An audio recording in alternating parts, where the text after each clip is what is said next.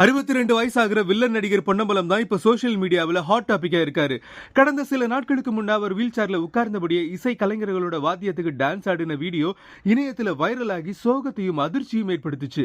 உடல்நல குறைவால பாதிக்கப்பட்ட அவர் எழுந்து நடக்க முடியாத அளவுக்கு வீல் சேர்ல வலம் வர்றது ரசிகர்களை அதிர்ச்சியாக்கியிருக்கு. 80s 90s டைம்ல அவர் 140 கிலோ ஹெவி வெயிட் அண்ட் ஹைட்டோட பயங்கர வில்லத்தனம் பண்ணாரு. இந்த நிலையில லேட்டஸ்டா ஒரு இன்டர்வியூல கலந்துகிட்ட அவர்கிட்ட தாவேகா தலைவர் விஜயுடைய அரசியல் என்று பத்தி கேட்கப்பட்ட கேள்விக்கு பதில் சொல்லும்போது, மாற்றம் வேணும்னு நினைச்சு யார் அரசியலுக்கு வந்தாலும் அது விஜயாக இருந்தாலும் சரி, தவறு செஞ்சா மக்கள் கேள்வி கேட்க தயாராக இருக்கணும்னு ஓபனா பேசினாரு. அதே மாதிரி மற்ற நடிகர்கள் மாதிரி விஜய் எனக்கு உதவி செய்யல, இருந்தாலும் அவரை கெட்டவர்னு நான் சொல்ல மாட்டேன்னு பேசினாரு பொன்னம்பலம்.